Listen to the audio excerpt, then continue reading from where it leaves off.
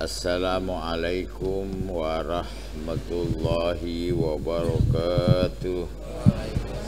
Bismillah walhamdulillah wassalatu wassalam ala rasulillah wa alihi wa sahbihi wa mawala.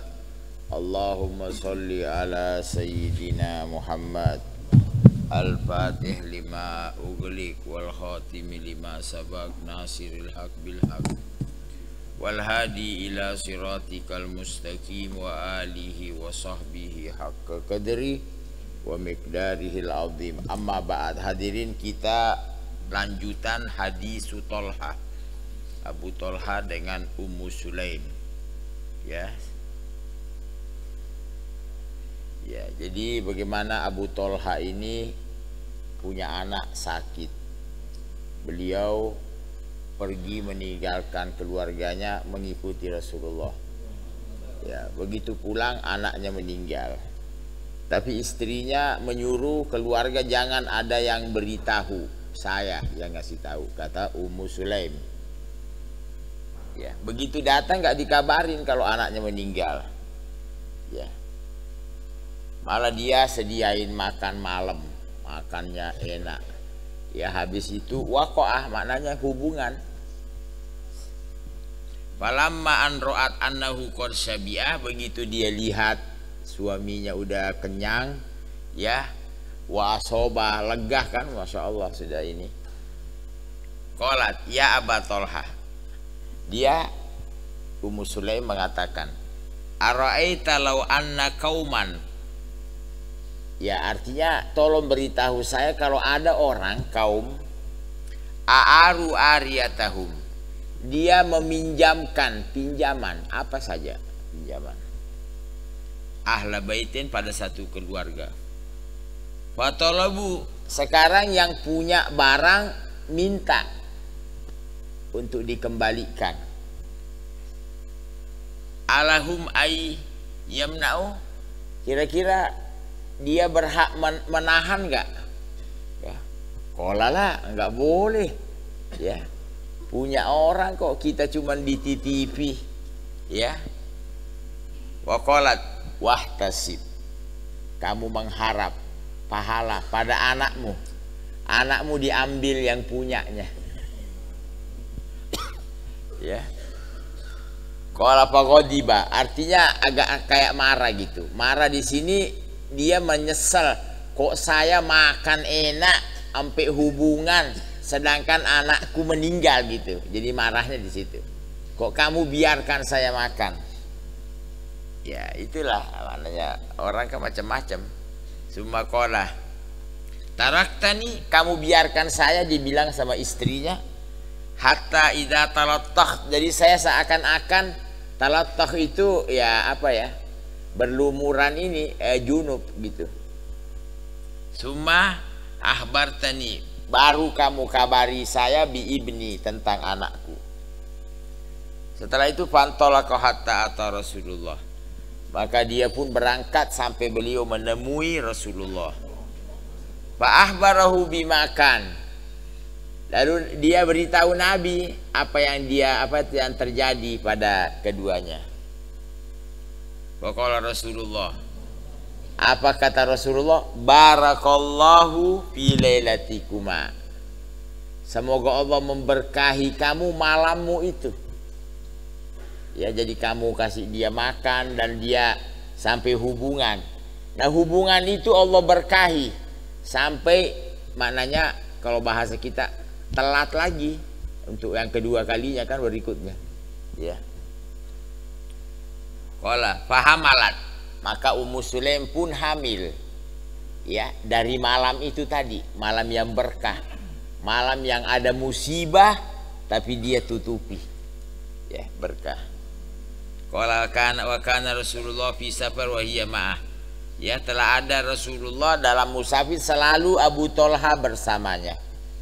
Wa kana Rasulullah idza atal Madinah fi safar, ya, telah ada Rasulullah kalau datang. Nah, ini pelajaran buat kita, kalau datangnya malam jangan ngetok pintu keluarga, ya, la yatrukuha. Jadi Nabi mampir di masjid, kan rumah Nabi dengan masjid beradu.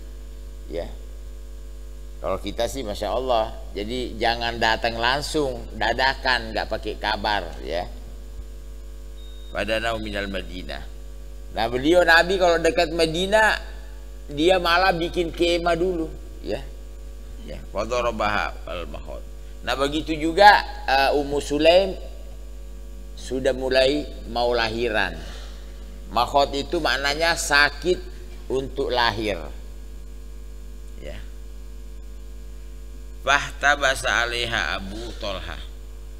Ya. Ihtabasa alaiha. Fantolaka Rasulullah. Wa qala yaqulu Abu Tolha innaka la ta'lamu ya Rabb. Nah begitu ini sekarang musafir berikutnya lagi. Begitu istrinya mau melahirkan, Rasulullah ada musafir lagi. Ya.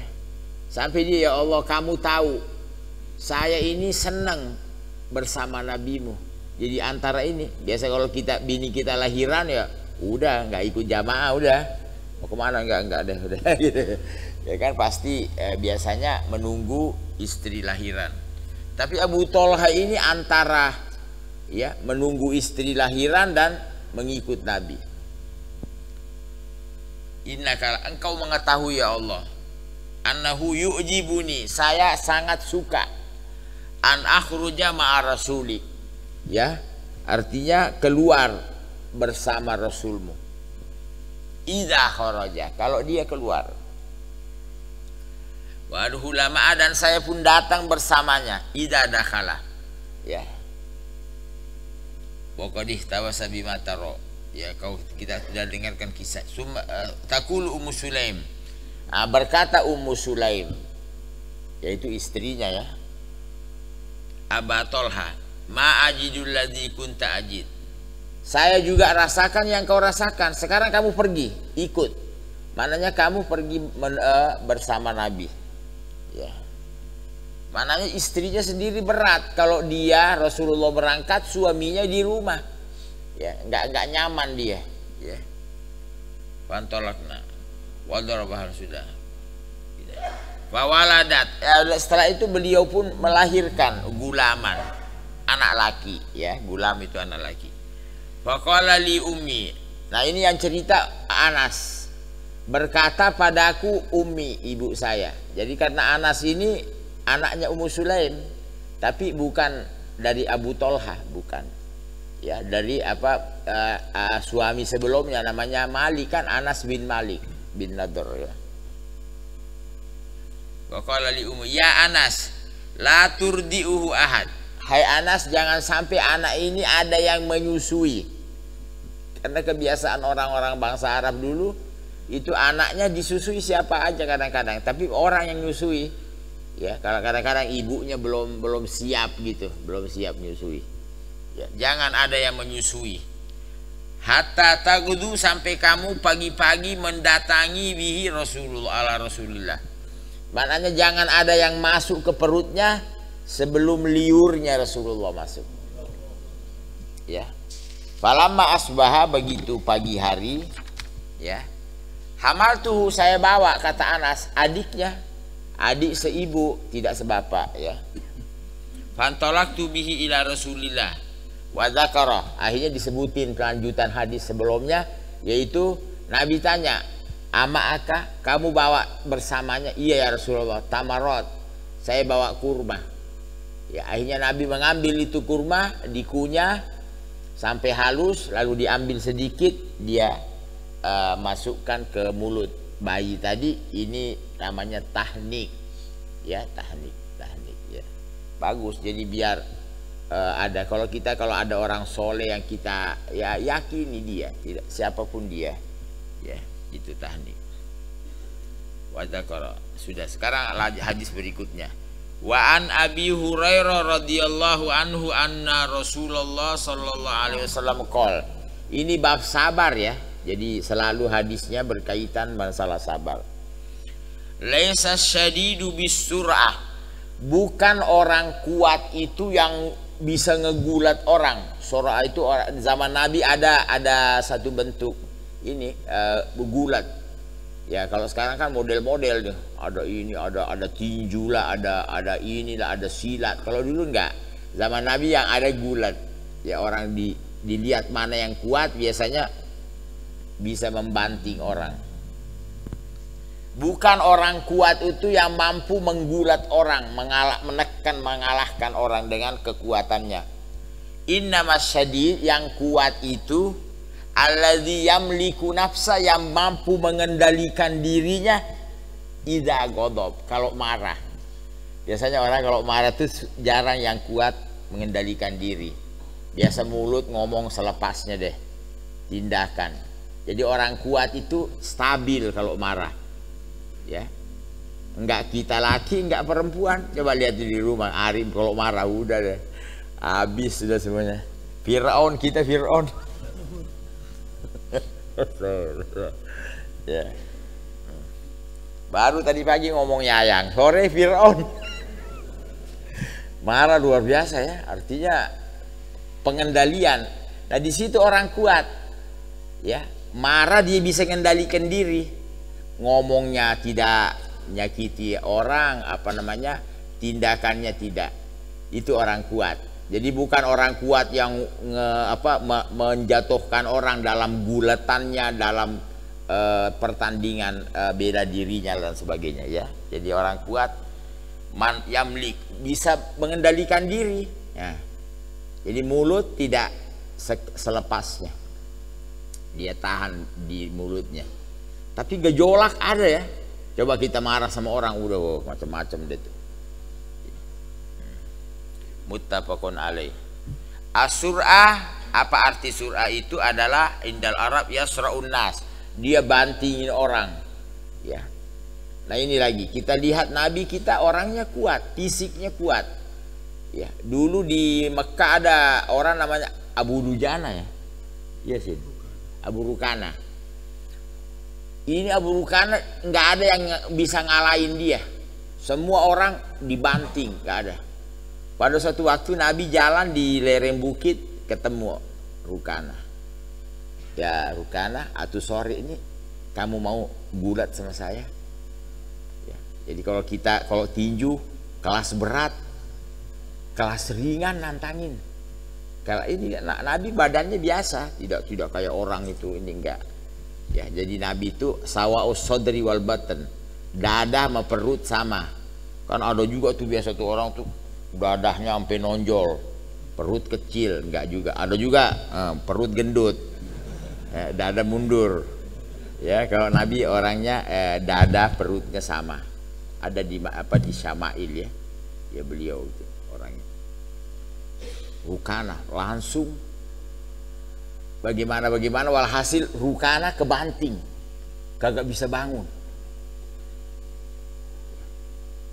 Ini Rukana kayak mimpi, seumur-umur belum ada yang banting dia. Wah Nabi kan ukurannya tidak seimbang dalam sisi fisiknya. Ya, kata dia Aid ya Muhammad, ulangi lagi. Ini keliru kayaknya nih. Ya, bisa akhirnya diulangi lagi, dibanting lagi sama Nabi, nggak bisa bangun ya. Akhirnya Rukana udah nggak bisa ngomong, pulang. Saya belum pernah ketemu tukang sihir kayak kagak beres ya. Biasa tuh orang tinju begitu, kalau kalah ane disihir nih. Biasa pemain bola gitu banyak, sampai sekarang masih ada. Jadi dia merasa dirinya hebat, kalau kalah jangan-jangan masang sihir dia itu. Jadi orang kafir dari dulu begitu. Dia kalah kan, lalu Nabi dituduh main sihir. Sudah, kita lanjut lagi. Wa an Sulaiman ibnu Surad radhiyallahu anhu. Dari Sulaiman ibnu Surad meriwayatkan qala kuntu jalisan ma'an Nabi. Saya pernah duduk bersama Nabi, biasa sahabat. Nabi selalu duduk sama sahabatnya. Warajulani yatasabban, di depan Nabi tiba-tiba ada dua orang saling nyaci maki, lagi pada marah. Ya. Biasanya ujungnya tonjok-tonjokan, tapi belum, baru mulut dulu. Baru main mulut, ya. Yatasabban. Saling nyaci. Udah ada deh, enggak ada yang mau ngalah. Ya. Wa ahduhuma, yang satunya qad ihmarra wajhu, yang satu mukanya udah mulai merah. Marah biasanya orang putih gitu, kalau marah agak kelihatan dari muka merah ya. Wantafaqa adua audaju, itu napasnya udah engah-engah deh, terengah-engah. Ini apa ya, urat-uratnya itu sudah mulai muncul. Faqala Rasulullah ngelihat dua orang ini ribut. Beliau mengatakan, inilah a'lamu kalimah, saya tahu ada bacaan, kalau dia baca hilang marahnya tuh ya, kalimah. Lau qala la dhahaba anhu ma yajid, kalau dia baca, dia ucap, hilang apa yang dia rasakan. Apa itu bacaan? Lau qala a'udzu billahi minasyaitonir rajim, dhahaba minhu ma yajid, dia akan hilang yang dia dapat. Cuman kita kalau marah kagak mau baca biasanya. Sudah ini bacanya susah ya. Kalau ada yang ngingatin, baca, lu yang baca. Jadi kalau marah kan gitu, lu baca. Gue nanti sore gue baca gue. Kalau sekarang jangan dulu. Malah dia nggak mau apa-apa. Biasanya orang marah begitu, dia nggak mau cari yang menyebabkan redah. Waqalu lahu innan nabiyya. Lalu mereka sahabat yang dengar disampaikan ke yang ribut tuh. Sesungguhnya Nabi mengatakan ta'awwad, minta perlindungan bilallah dengan Allah minasyaiton dirajim, dari setan yang terkutuk. Muttafaqun alaih. Ada juga cara lain ya. Kalau kita marah, kita kalau berdiri kita usahakan duduk. Kalau marah lagi duduk, kita berbaring ya. Kalau bisa kita wudhu ya, kita wudhu. Wa an Muadz bin Anas radhiyallahu anhu anna Nabiy sallallahu alaihi wasallam ya, ini kelebihan apa namanya, keutamaannya menahan marah. Ini bagus nih yang kagak kawin-kawin nih. Loh, kok entah sabar dulu. Ya.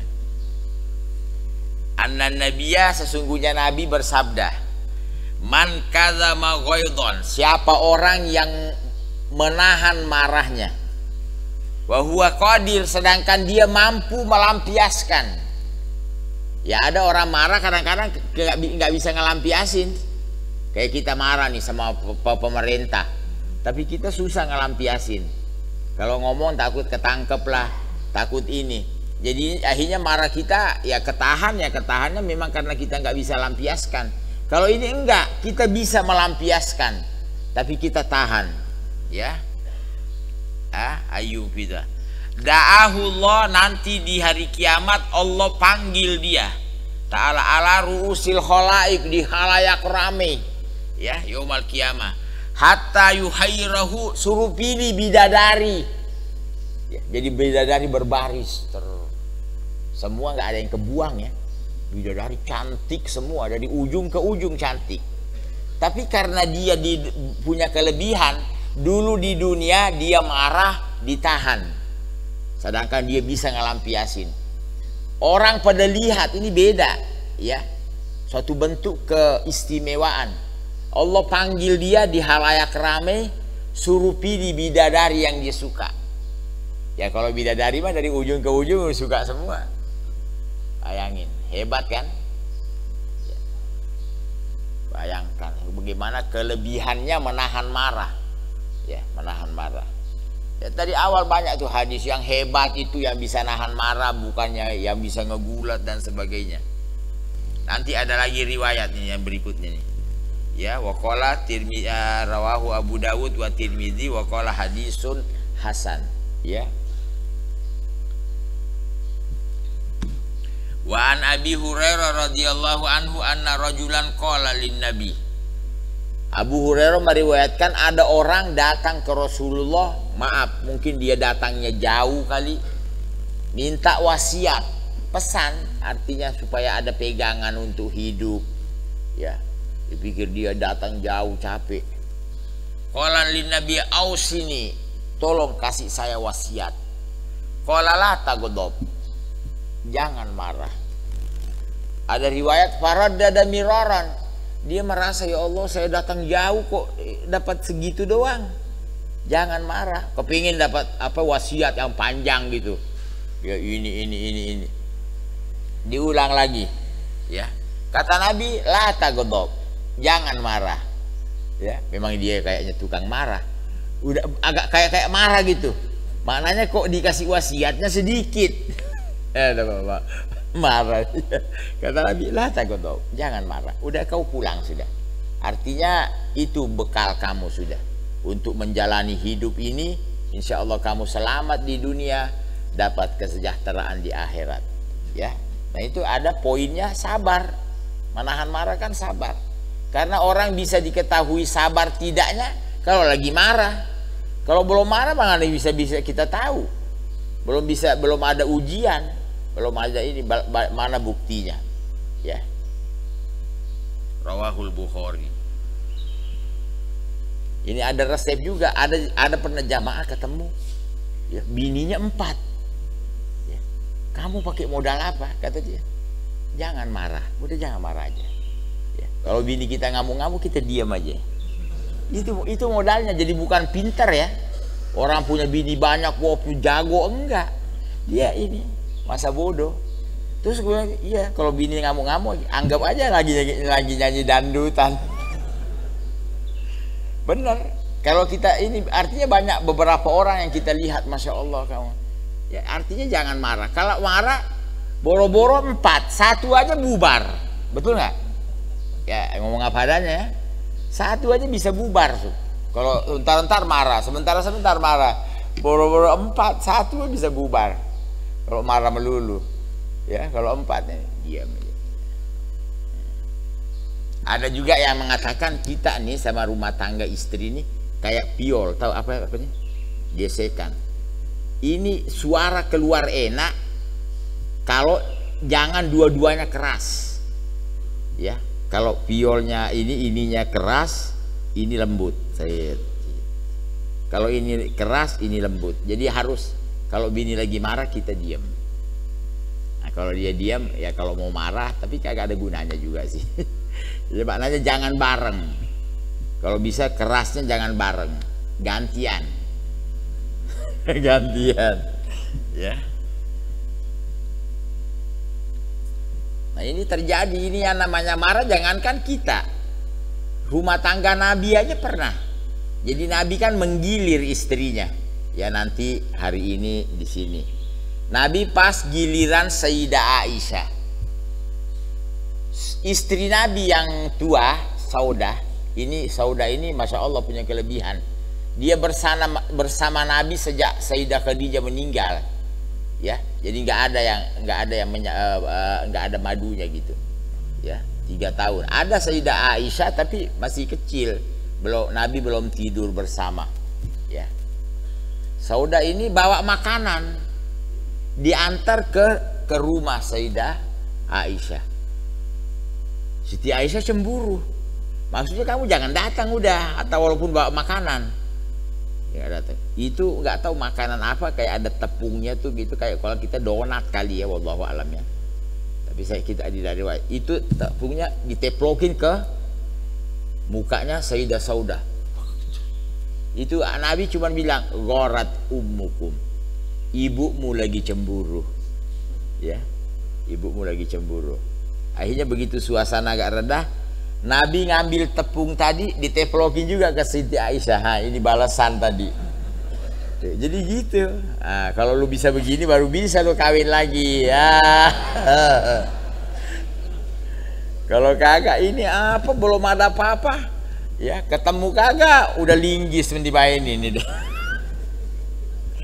Jadi Nabi hadapi marah ini teplokan. Ada riwayat piring yang dipakai oleh Sayyidah Saudah, ya, piring itu pecah, ya. Nabi ngomong kepada Sayyidah Aisyah waktu marah lagi rendah, tuh piringnya Saudah kamu pecahin, kamu ganti. Cuman dia nggak ngomong lagi marah, nanti setelah tenang gitu, ya. Makanya Nabi itu hebat, segala macam dia atur. Istri yang karakter beda-beda dia hadapi, masyarakat, Ya, sampai Nabi itu ada Arabi, orangnya macam-macam. Ya mungkin agak rada kurang ajar, kurang ngaji memang orang ini. Mainnya mau onta, ngaji dari mana? Karena belum dulu udah teriak, kan kagak beres. Tapi Nabi hadapi, Nabi teriak juga, nimpalin dia. Ya. Jadi banyak sahabat senang kalau Arabi datang, walaupun orangnya kasar, nggak perhitungan gitu. Kan ada riwayat. Sahabat itu segan sama Nabi. Ada sahabat 2 tahun punya masalah, selalu dia rencana kalau nanti di hadapan Rasulullah saya mau nanya. Begitu di hadapan Rasulullah diam, kagak ngomong apa-apa sampai pulang. Besok begitu lagi. Kalau Arabi belum duduk udah nanya. Ada Arabi belum duduk, ya Rasulullah mata sa'ah, ya Rasulullah kapan kiamat? Ya Allah, duduk dulu kek. Ya. Akhirnya Rasulullah nimpalin, ma'adatalaha, memang kamu punya persiapan apa? Kok kayak nantangin kiamat? Orang kan berarti orang ngarep kiamat kan berarti punya amalan yang hebat. Dijawab lagi, ma'adatulaha bikasratis sholat walasiyam. Saya nggak nunggu kiamat karena saya orangnya banyak sholat, banyak puasa, enggak. Walakin uhibbullah wa rasuluh. Saya cinta engkau ya Rasulullah. Nabi jawab, anta ma'aman ahbabta yaumal qiyamah. Nanti kamu bersama yang kau cintai. Ini sahabat girang dengar jawaban Nabi itu. Sebelumnya kan nggak pernah dia dengar jawaban. Ya, kamu bersama yang kau cintai. Anas bin Malik tadi yang kita dengar sih. Wallahi, inni uhibbu Rasulullah. Saya cinta Rasulullah. Tambahin lagi, wa uhibbu Abu Bakar wa Umar. Dia kenal, sahabat ini kenal kalau Abu Bakar ini orang hebat. Saya cinta Abu Bakar Umar. Walau lam a'mal di a'malihim. Walaupun saya nggak bisa ikuti amalannya dia. Ini yang mengakui Abu Bakar Umar sahabat Anas. Gimana kok kita nggak ngakui, ya? Wallahu a'lam. Rabbana fa'na bima.